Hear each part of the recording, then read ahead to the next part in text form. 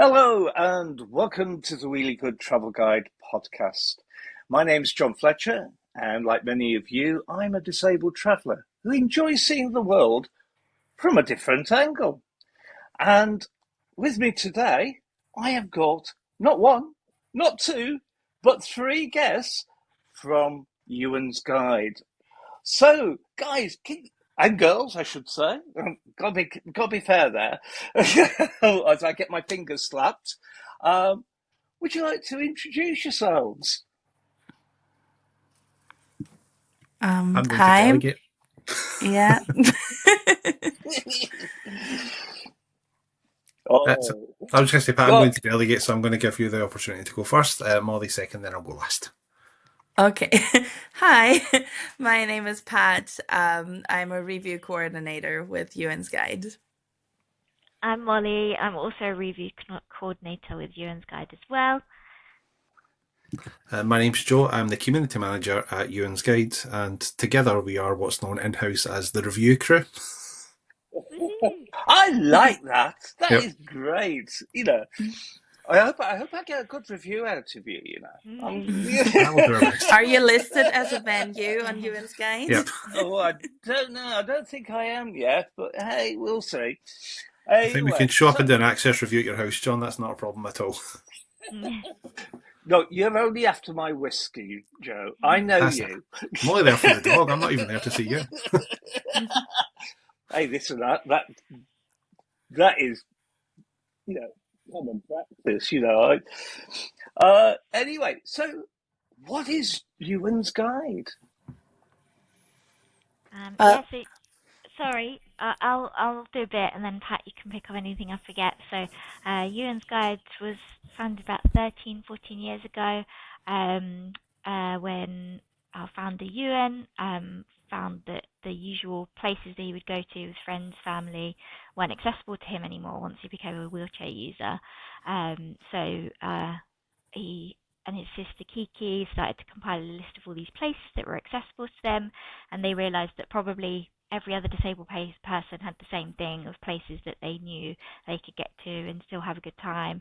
So they created Ewan's Guide as a place for all disabled people to share all of that information, so that rather than it being kept within friends and family groups, it could be shared amongst the wider disabled community. So our website has many, many, many different reviews of lots of different places all across the UK and even some further afield. And it's all about reviewing accessibility in a way that is honest and reliable and relatable as well. So you can say what your access needs are within your review, so other people with those same access needs can then pick the reviews that are most relevant for them. So yeah, it's a little bit. We like to say it's a little bit like TripAdvisor, but with access information. So yeah.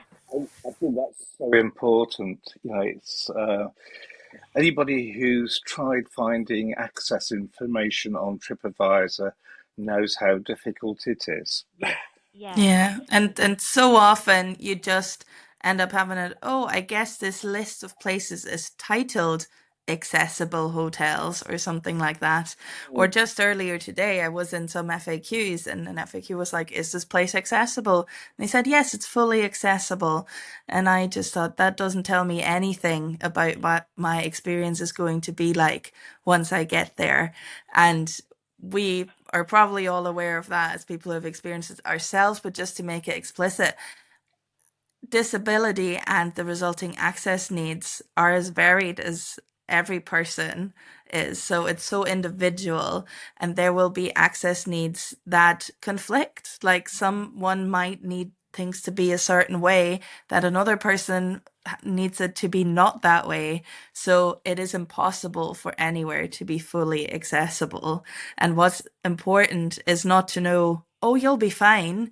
No, what's important is to know what is it going to be like and let me assess whether that works for me or not, or whether that might work for me today or another day, or might work for me once I can have certain preparations in place because I know it's going to be like this. So it's much more about having that information rather than just having like an empty reassurance of, oh no, it's accessible, you'll be fine. Because so often we find that we won't be fine, or we can manage, but it wasn't a nice experience. So when you go on Euan's guide, like something that you're asked as well is, how did this make you feel?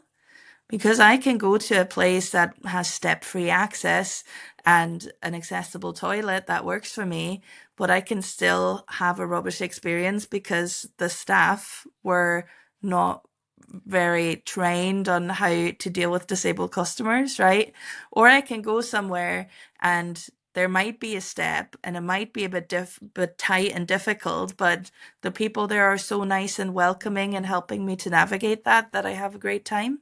So Yeah, a good example of that is I'm not going to name which government it was. It wasn't the British government. So just before anybody gets at me, I don't want to offend anybody, so I'm not going to tell you. I went to a government reception at a rather nice restaurant that I'd been looking forward to going to for a long time, and only to get there and find out that the reception had been put upstairs, no lift, but the stuff was so lovely that we found a way to get up. You know, um, I won't disgrace myself by telling you how, but it was fun. And yeah, but the stuff was so lovely that we now go there regularly and just eat in the bar. Because I know I can get in there, I know the food's good, and so experience is so important to our listeners and our readers really. So Yeah. yeah. John, that's one of the big things when it comes to our website. So beyond, of course, being a disabled access review site, we have our red cord cards, which are little cards that are affixed to the red cords in accessible toilets to help make them safer. And we also run a disabled access survey. So we're now on the 11th year of the Euan's Guide Access Survey. And this year we've done something a little different with some really interesting results that I'm sure lots of disabled people will see.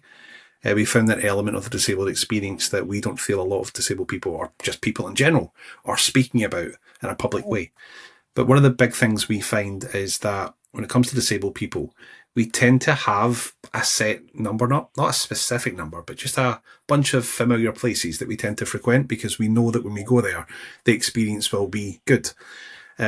When we are listing reviews, we also want venues to list. So we'll add that venue there. A venue can actually claim that listing. But really the big question we have for venues is, why wouldn't you want to be one of those familiar places that disabled people go to? Like, we don't have to talk about the Purple Pound in too much detail here, but just the fact that disabled people have spending power too, and why you would pass that up when you could make even a small change that would make your place accessible to so many people. And as Pat sort of mentioned, like, fully accessible are two words that I can't stand in the same sentence. There's nowhere that's fully accessible. To my mind, you need to have a warehouse, with high light and low lighting, like, just, what I'm talking about, just so much variance on accessibility across the whole place. So that's why fully accessible doesn't work. But if venues are willing to put in that effort where they can to actually make that difference, then that's all we really want. When we do our reviews, we're more focused on the accessibility features that a venue has rather than the accessibility features that a venue doesn't have.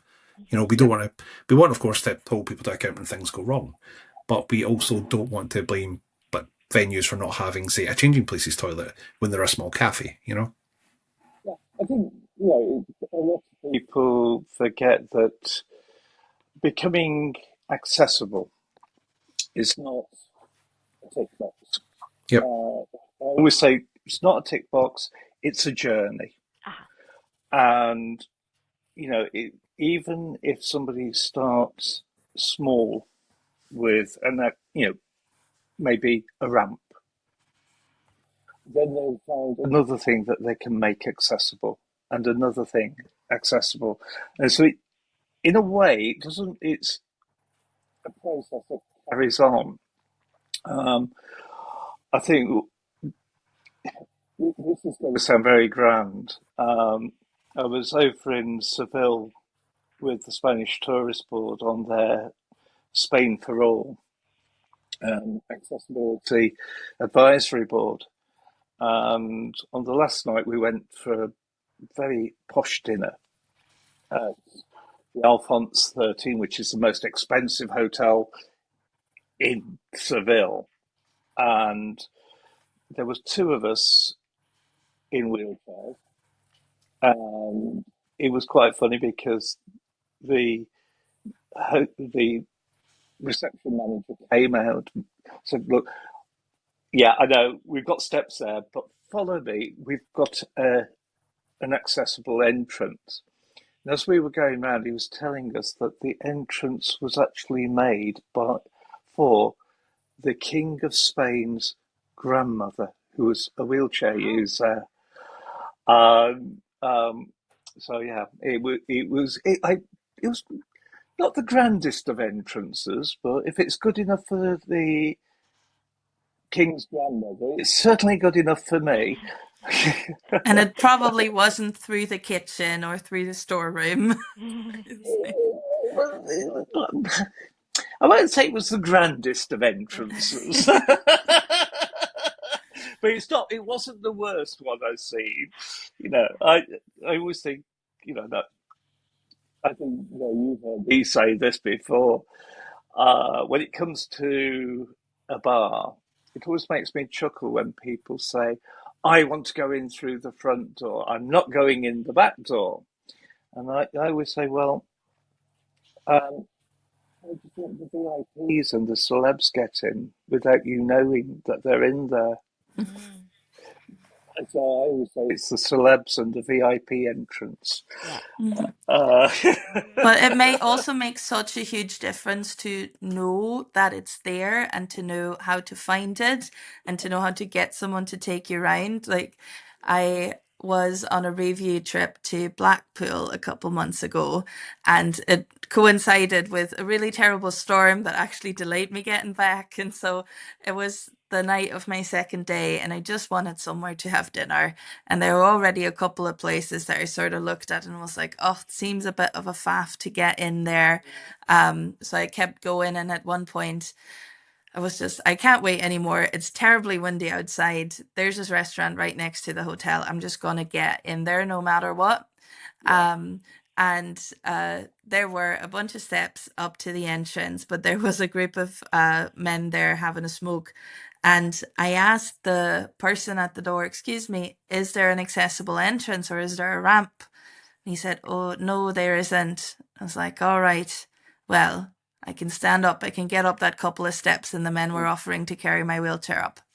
So I was like, okay, we'll do this. And as I was, and then there were the toilets and they were in the basement. I was like, well, they surely won't have accessible toilets if they don't have an accessible entrance. I guess I'll use the last little bit of my energy to go to the toilet and more crucially come back up afterwards. And then as I had paid, the waitress said to me, will I let you exit through our accessible entrance? I said, oh excuse me, dear. what? And I was like, and I said, so do you have a toilet on the ground floor as well? And she's like, yeah, you do want to see it? So it turned out that that restaurant did indeed have an accessible toilet and a door on the ground floor, but it wasn't labeled. And apparently it was that doorman's first day on the job, and he had not been told, and had his hands busy with trying not to get the door to crush people as it was blown open. And so yeah, now I can write a review and say, actually, there's an entrance on the side, and there's a doorbell that you can ring to get someone to open it for you. But you would not know this if nobody told you. Yeah, it's so important that I think businesses do let people know if there is an alternative way to get in. It's in New York, they actually have a symbol that they can put in the window to let you know that it is accessible. And I've found over the last couple of times I've been there that restaurants are getting quite competitive to get these. So, if we can get businesses in the UK to do that as well, that would be amazing, But, Yeah. you know, John, I would just say Yeah. maybe, Pat's examples also basically trying to find the words now, but Pat's example is really a good example of why yeah, it's important for us as a group to have wheels, so to speak, on the ground. yeah, So, in my experience, I was in Birmingham not too long ago, and I went to the Exchange Theatre, which has a changing places toilet, but I couldn't find it. I orbited the whole room, couldn't find it. Went to the lift, and inside the lift, there was information as to where it was located, but that information was also wrong. It had the wrong floor information on it. So I spoke to the staff afterwards, and it turned out that there was other signage which they had in the back side of the building that actually had the correct information on. So they were able to put that in the lift. But not only that, but they followed up with us on LinkedIn to advise they now have signage like at the sort of main reception cafe area that directs to where the changing places toilet is. And it's one of yeah. these things that if you that's it, You're, yeah, it's just you're talking about the Manchester Royal Exchange. no, this is the Birmingham Exchange. This one. So I was really impressed with Birmingham. Ah, It feels like three cities in one. If you ask me my honest opinion of Birmingham, yeah. but going to that venue and having that conversation with a member of staff to then make that change, so it means that our website, of course, has that information on all the pictures I've taken, my experiences have been written up, but it also means that we've been somewhere and we've made that change.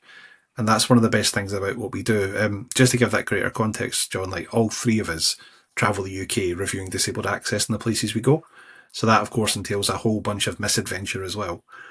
But Oh, really, what yes. we do as a group is just highlight the accessibility as a whole. We want other people to go places. We like to lead by example. And the fact that all three of us are wheelchair users, I think speaks volumes to that because we have that lived experience rather than being some organisation that just has, good intentions for the poor wee disabled people. We are the wee disabled people and we go out and we do these things. I think this is so important because, it's one of the things I try and do is when I see something really good, I try and highlight it. Um, I hopefully very soon will be releasing another podcast as well as this one, which is all about a festive day in Manchester, in which we look at um, how Manchester Christmas markets are for a disabled person. And it was quite an experience. I have to say, Joe, I'm a very proud Mancunian nowadays, and we. The thing I love about the city is, and I'm going to big them up a bit here. We've got a pretty good public transport system now. We've got virtually every street in the city centre has drop curbs within easy reach. So yeah, so that's coming up. So folks, watch out for that. Yeah, we So were yeah, just chatting about Christmas markets earlier, Yep. and Yeah. that was where I saw that phrase in the FAQ that was just like fully accessible.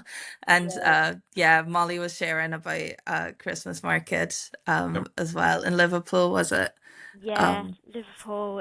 It wasn't a great trip for me, that particular one. It was mainly the flooring, and it's hard because things like that. It's clearly set in a very historic part of the city, so I'm not expecting them to suddenly pull up those old historic cobbles and paving slabs. But it does mean that then I decided not to then revisit it in the dark because I just didn't feel as safe navigating that when it was a bit damp and a bit slippy, and also with the sort of potholes in between the paving slabs. So, yeah, not as great experience, but Yep. it's all useful information. And I'm based down in London, so I'm hoping that I'll be able to see a few others now that I'm back in my local area. Yep.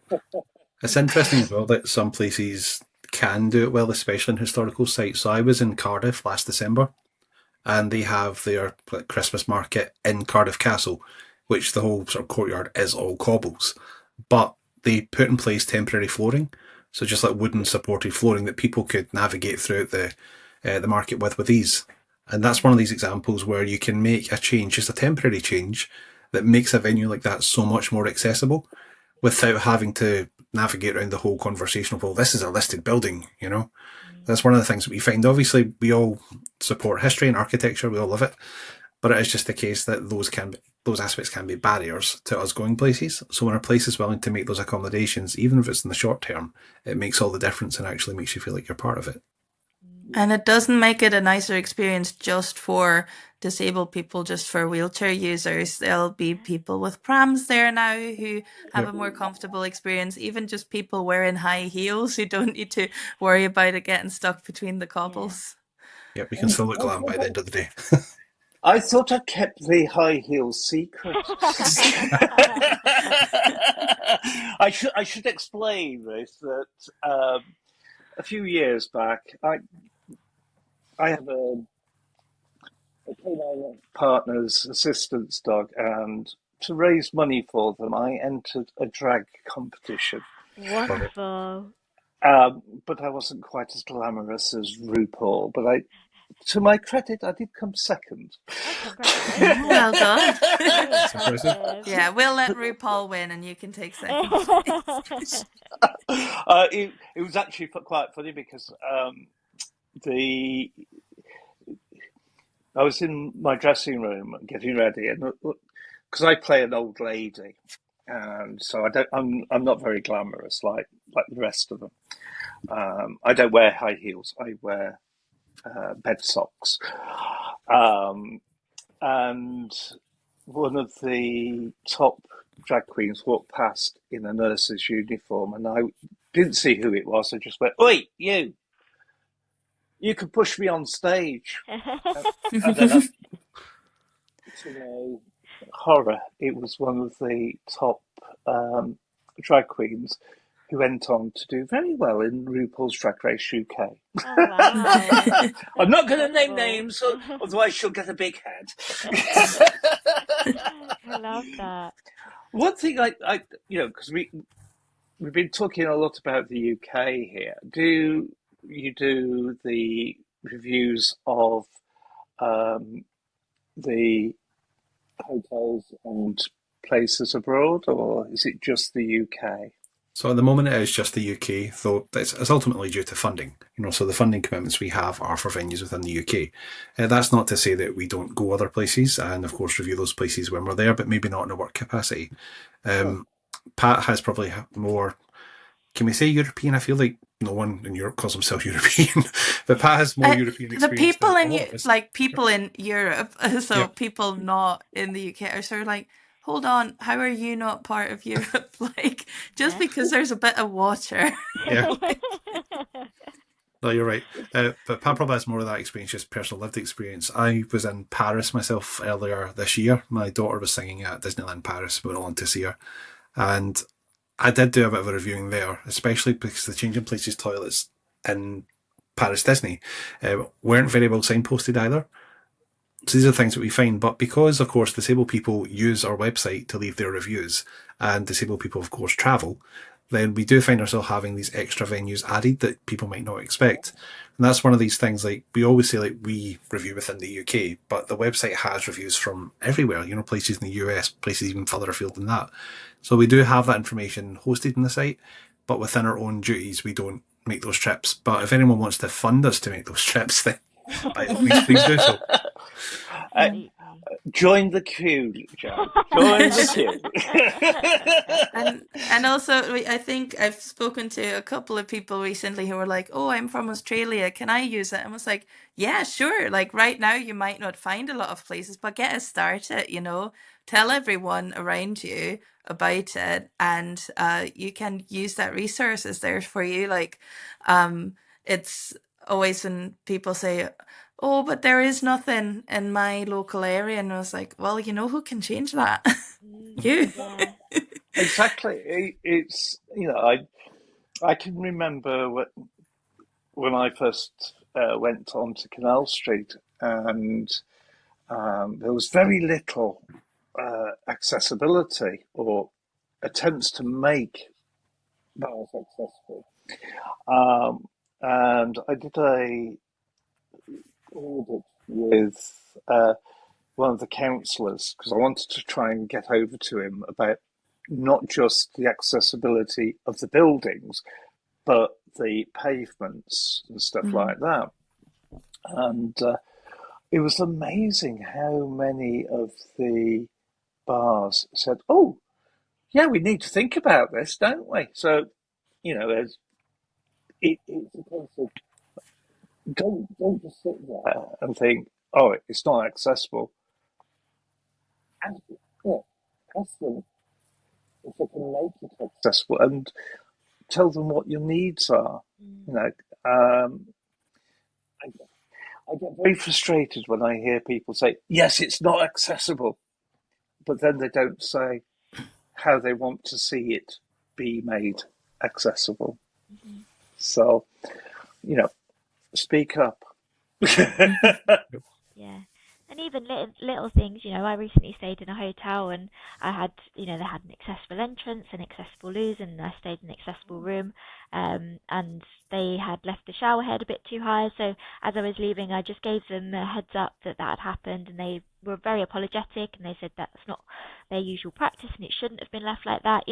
There's always improvement to be made as well. And as you say, if you let people know what you need and what's expected, then people are often very willing to try and help make those accommodations. So, the more feedback somewhere gets, the more likely they are to be able to make those changes. So it's all about sort of that community and helping to make things better. So See, that's one aspect as well of the website that I think a lot of people don't realise is see when someone leaves a review. So we know that not everyone has the confidence or even just might not be having a day where they feel they can deal with people, where they want to call out an issue they've encountered. So when people leave reviews on Euan's Guide, we actively reach out to the venues as well. So we create that feedback loop because we know that not everyone's able to do that. But by people sharing those experiences and us, of course, feeding them back in, then we are making change that way. Because one thing I always want people to recognise about our website is it's not the case that your review is just on the website, then it sits there, and then other reviews pile on top and it's lost. Like the review is kept there, but beyond that, it also has that additional impact of making places make changes. Yeah. That's so important, I think. And it's really about the volume as well, isn't it? Because I recently went to a visitor center and I said, "Oh, maybe a video should have subtitles." And the man looked at me in a very scared manner. And I was like, I could tell he did not know how to do this. And I'm like, I'm sure someone with a computer could help you. And he was like, "Oh, okay, maybe." Very non-committal. And then I said, "And it would be lovely to have a tactile model as well." And he said, "Oh, you're the second person to tell me this. Now we have to do it." So the response was so different just because it was something that he'd heard before. So hopefully the next person that mentions subtitles will get a much more enthusiastic response. Yeah, I think people have to realise that just because it is accessible to one person, it might not be to another, or because it's not accessible to one person, it may be accessible to somebody else. Good example of this I came across a couple of weeks ago, and somebody said to me, "Yeah, this hotel is not accessible. The bed height is the wrong height."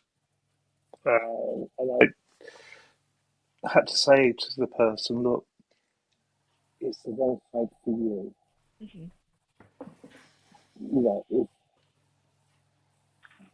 So one of the things I try and do is I work a lot with TUI, and they have for some of their hotels they're working on it, access able audits, which are quite good because they give you bed heights and toilet heights, and things like that. So it's quite useful from that point of view.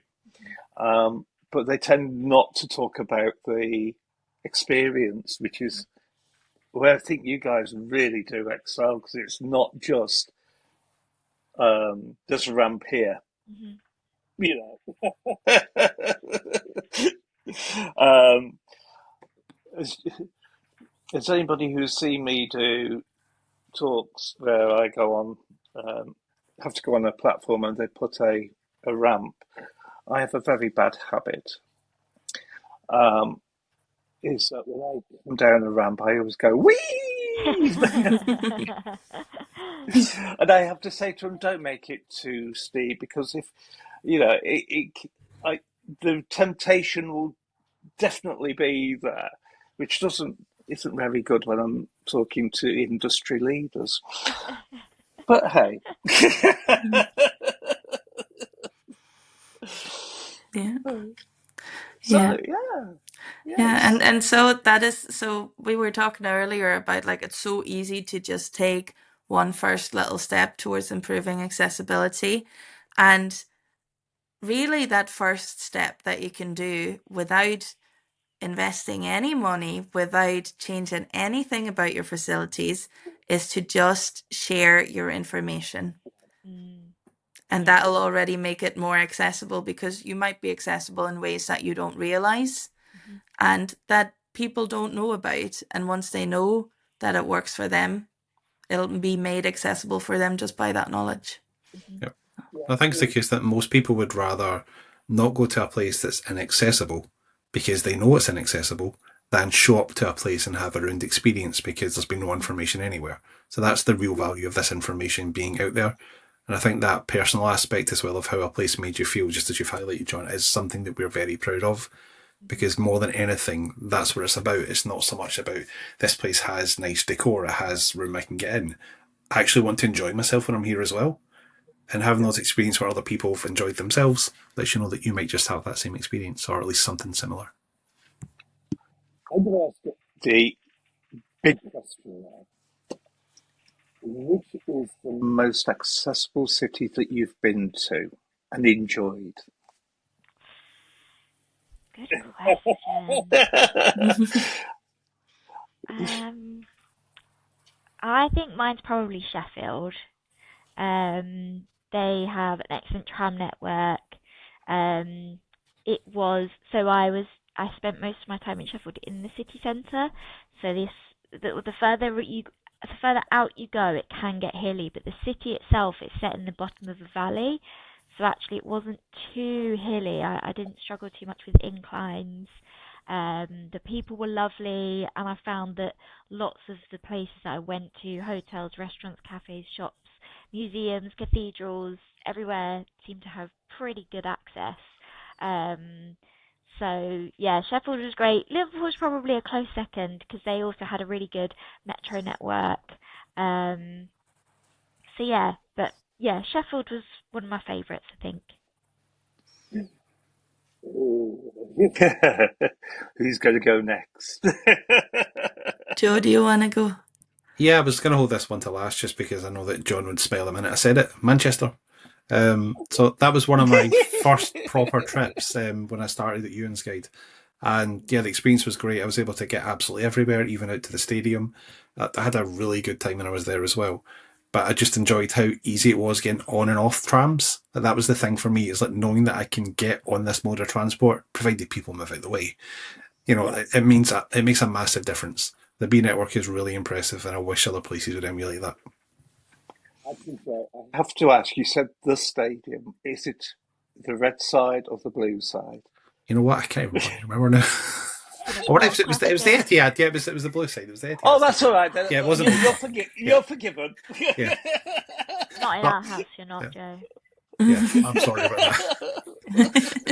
You know what? I did try and make the way there on. I say on foot. I've got my wheelchair with power attachment, and I decided to go the scenic route. And I thought I'd have a nice time until I realised that when you use Google Maps and there's stairs, it doesn't quite let you know that fact unless you select a step-free route. So that did take me all the way around the place. But I went all the way to the Etihad just to see if I could possibly pop in and do some review work, and nobody answered.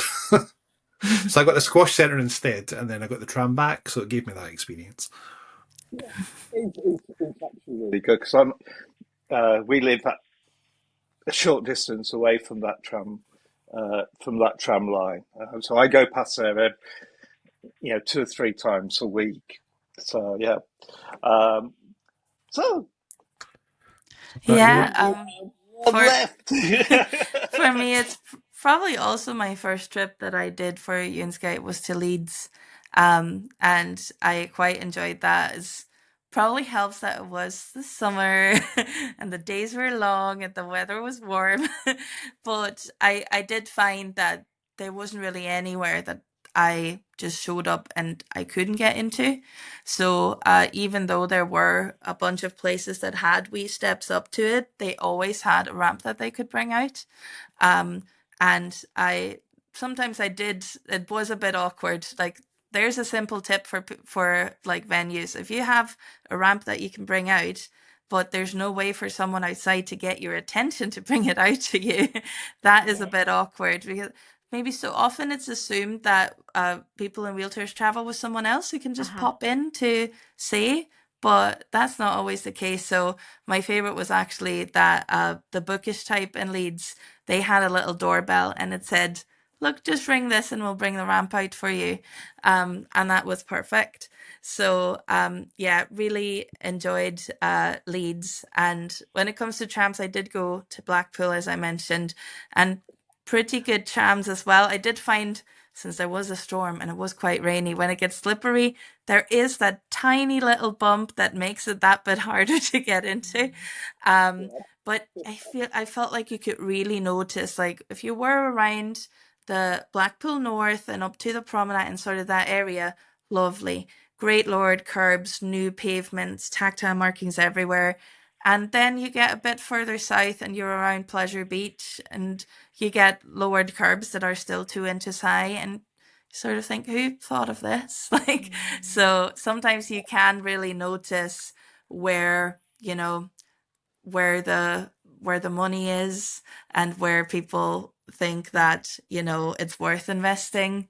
And Yeah. then sometimes you just, you're at the promenade, everything's lovely. You go to streets inland and suddenly it's a whole different world. Mm. Yeah, I know that feeling. I just Google that. The one place that I absolutely don't like from an accessibility point of view is London. And I noticed we all said Northern, so yeah, Yeah. you know. But I find London so difficult. A, because I can't use most of the underground, Uh-huh. um, because most of it doesn't have lifts. Um, the buses, how anybody in a wheelchair uses those buses, I do not know. Um, I ended up facing the window because I couldn't get my chair to face backwards. Hmm. Lucky enough, none of the bus drivers had a go at me, which I was expecting. Um, but yeah, I didn't feel quite so bad when I saw somebody in a manual chair having the same difficulty, and I realised it's it wasn't just me. It wasn't my bad driving. No.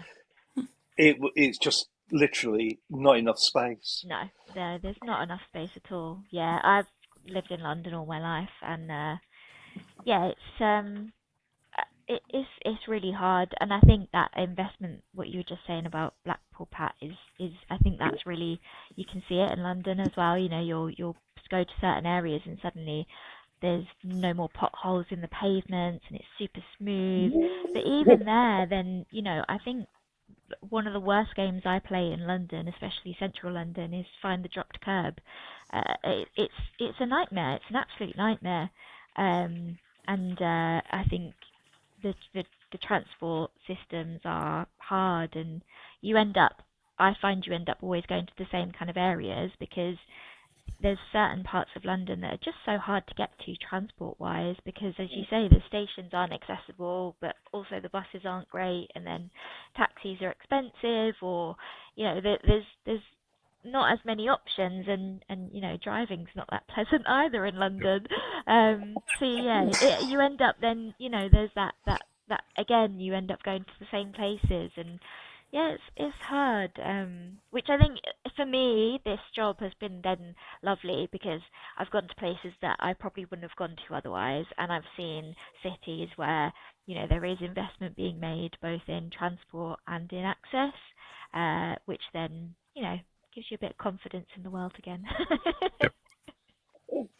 Yeah, it really is important that I think councils um, start to think about how they can make their communities more accessible, because it is, to put no finer point on it, it is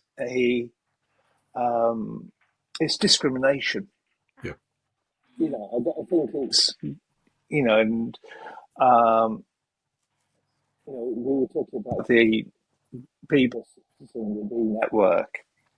I can always remember talking to Andy Burnham before he'd even discussed the network, before it was new to this an idea.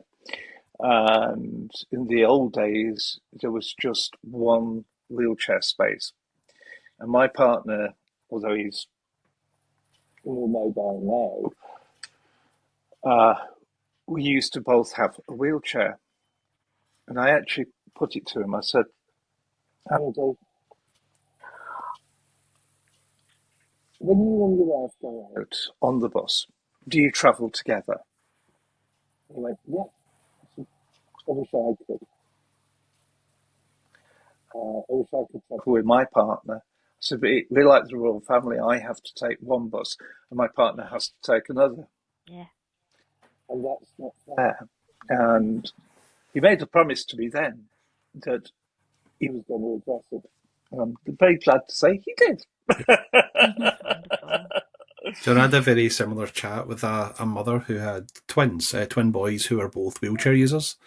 And she explained that when she and her husband want to go away with the kids, if they're going by train, they have to sit in two separate cars. Obviously, this doesn't apply to all trains because some do, of course, have space for more than one wheelchair user at a time. But it was just interesting to hear that, and I think it's a perspective people don't think about. It's like, oh, we've got space there. There's not that many people in wheelchairs, so there's a space for them, and that's it. Mm. Not recognising the fact that sometimes more than one of us might want to leave the house at the Yeah. same time, But it's such a shame for that family to not even be able to make that trip together because of the Yeah. layout of the train. And they even have two adults that can be with one child each. Not every Yep, family has two adults where Yeah. that's that's a very possible. valid point. So, Yep. Yeah. It's so sad, that I was saying that transport, and I did get my fingers slapped here. A lot of hotels are designed by people who haven't got experience of disability. So they don't, they can come up with these wonderful ideas that they think might work for us, but they've not experienced it. I think my favourite example of that is going to a hotel. I'm not going to say where it is. I'm not going to embarrass them. But watch out for. No, I'm only joking. I'm not going. I won't put a review saying this. But they had a shower seat that was so low that if I actually sat on the shower seat, I would never have got up. I would, I'd have had to pull the cord to get me up again. Um, so, lucky enough, it's like we were saying earlier. If there is an issue, it's really good to let somebody know, um, because I understand they've been looking at it. So it can work. Yeah. Yeah. And I think quite often, some of these accessibility features are put in, as you say, by people who don't have any lived experience or know anyone who does. So it's quite often just a case of that they've not been thought through.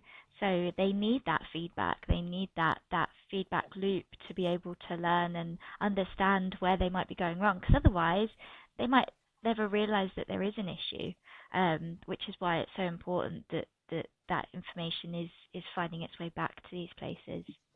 I think more than that, though, it's important to involve disabled people in that process as well. So whether that's someone who is brought on as a paid consultant, or even just have several people use a venue, like partway through structure, to see how suitable that is to like various needs. So saying like when we launched the website recently, and part of that process did involve a lot of involvement from other disabled people. Now, despite the fact that half of our workforce have lived experience of disability, we don't deem to speak for every disabled person. We don't want to build something that we think people want. We want to build the thing that people need. And the only way we can do that is by getting that feedback. And that's been so valuable in everything that we've done throughout the year and a half it's taken us to build this new website. Yeah. A good example, again, is how we've changed the way we do the podcast. In the last season, it was purely audio. Yep. We didn't do the YouTube, and the reason for that was, basically we were new to it, but feedback we got, so during the year that we were out, it's enabled us to look and go, hang on a minute, we don't need jingles, we don't need music, we don't need, but what we do need is a way that people who can lip read it. Mm-hmm. People who need closed captions can have it. And because we do it through YouTube, we also get a transcript as well. So it's taken us from a starting position. Really, so I'm really pleased that we've been able to do this. Mm-hmm. So yeah, we're all still learning. Yeah, exactly. Yeah. See, that's a good point, John. It just shows that like not every disabled person has a full awareness of accessibility, because it's impossible to do so. But if you're willing to actually learn and listen, then that's all people really need. But ultimately, I think it's quite good to highlight that we're not all experts either. Like we have different lived experience too. So something that may, as Pat highlighted earlier, may be totally comfortable for me, may be painful for someone else. Yeah. It's so important to, I'm lucky in a way that my partner is blind, so he can give me that perspective. Yep. And I've got friends who are blind, friends who've got hearing impairment, friends who are deaf, and they've actually said to me, "Can you do this?" And my answer is, "Let me find a way. It might not be done straight away, but I'll find a way of doing it." And I think businesses could learn a lot from that experience, hopefully. Yep. So we're not always going to say, you've got it wrong. It's a case of, you haven't got it at the moment. Yep. Mm-hmm. Yeah, I think sometimes people and businesses, there's a lot of I think people can be scared a lot when it comes to disability, scared about saying the wrong thing, doing the wrong thing, getting a bad review, and I think that then just leads to even more barriers. So I think helping people to understand that it's not something to be scared of. This is something that is a universal benefit. It's not just about disability when it comes to especially things like ramps and lifts and things like that, but also quiet spaces benefit all sorts of people, and clear signage, or easy to understand announcements. There's a universal benefit when it comes to accessibility. Yep. And it's helping people understand that trying to change things isn't coming from a bad place. We're not out here going, you're terrible, and that makes you a terrible business or a terrible person. Yep. It's just about trying to make the world a bit more inclusive. Yeah, and I sometimes think that a bit of it doesn't happen a lot, but some of the hostility that you might get as a visibly disabled person comes sort of from a place where people are like, well, how dare you ask to be accommodated, right? How dare you ask that things are accessible for you? It's sort of this like, you could just try harder or you could just deal with it, you know? And I sometimes feel like, I think there's something that you need that you have the feeling that you can ask for. So to rather say like, what is it that you need that feels too difficult right now? What can we do that things feel a bit easier for you, that you're not so angry that other people are just asking for what they need. You can ask for what you need as well, right? Like it's as we said earlier, like so many accommodations or things that are made more accessible benefit everyone, benefit a wide variety of people. And I think also like it's what has helped me so much in um in just being okay with being a disabled person is being in community with other disabled people, um and realizing that, you know, I deserve access and I can be confident in asking for it, and I'm not the odd one out. I'm not a weirdo. I'm not sort of making my problem other people's problem, you know, which I think I hear a lot from people, especially, for example, who are aging or have aging parents, and then say, oh, and they refuse to use this aid or they refuse to do this or that because they don't want to think of themselves as disabled or they don't want to think of themselves as less capable. And my number one tip for them would be to get them into community with other disabled people. Yep. Let them realize that they're not the odd one out, that they're not a burden or weird, but that they're like a person deserving of being a part of things just as everybody else. Yeah, and I think it's, you know, for me, I always say that one thing I'm lucky in a way because I've got friends from all different walks of life. Um, I, I always joke that my wheelchair is it's not just a mobility aid. It's there to give me better quality of life. You know, I can walk short distances, um, and but because of my lifestyle, I have to. You know, there's no way if I tried to walk everywhere, I would never get anywhere.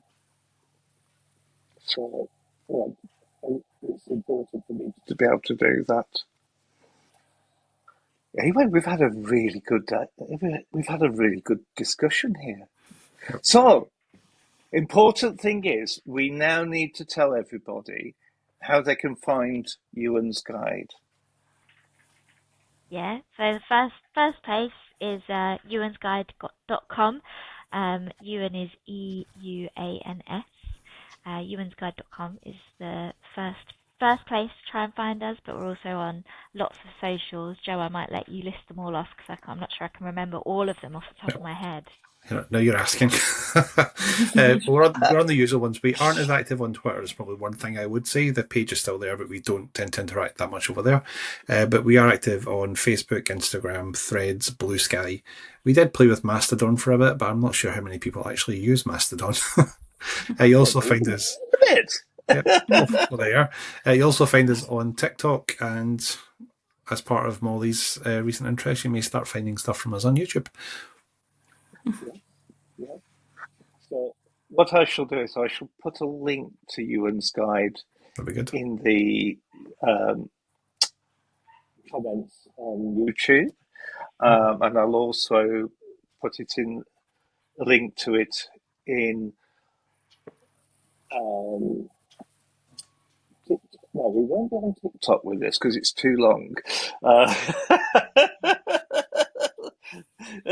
To our other, you know, when I put it onto the social media like Facebook, so you can find us there, and you will be able to find it in the link in our resources page on Really Good Travel Company as well. Yep. I shall be putting that there this afternoon. So there you go. I think I might get into trouble if I leave the podcast without making an appeal to people. Just to ask that anyone, whether you're a disabled person, friend, family, carer, PA, ally, anyone at all who is interested in improving the world for disabled people, please consider leaving a review. We recently had contact from a person who was non-disabled or is non-disabled, and they had asked how they can get involved.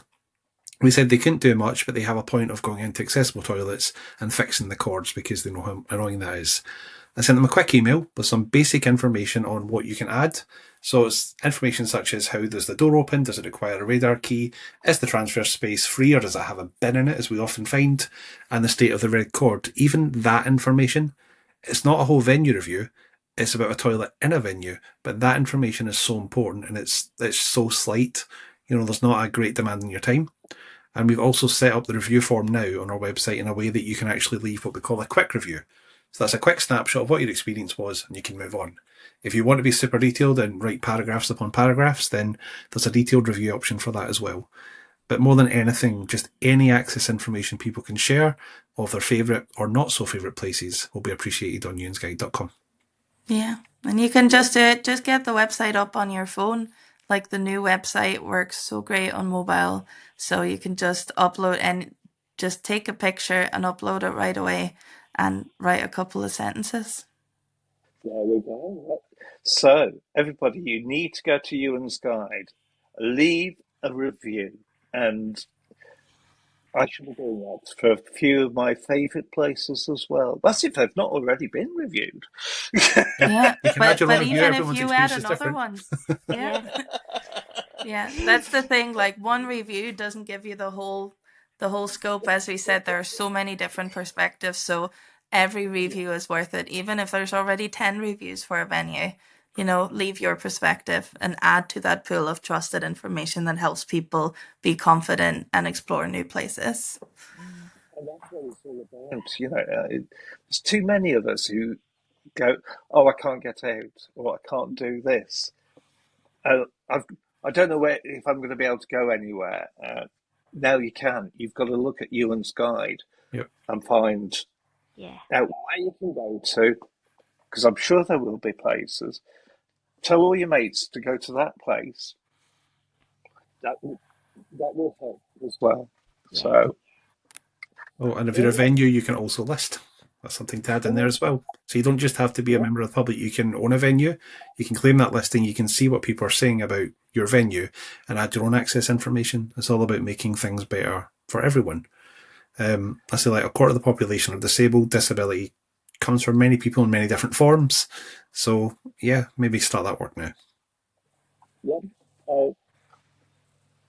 Finally, I'm going to just say that Euan's Guide was very welcome at the Travel for Everybody Awards. It's good to hear. It was good to me. I'll tell you what, Joe's quicker than me. I've still got to work out how he got to Euston Station before I did. But, You know what? I'll keep that a mystery. I won't tell you. I just left earlier. Magic. I think he's got a shortcut somewhere. But secret tunnel. That's it. Anyway, thank you ever so much for joining us, and it's been great to catch up with you. And we're going to have to do another one very, very soon, I think. Well, please do. Yeah, thanks so much for having us. Thanks, John. Thank you.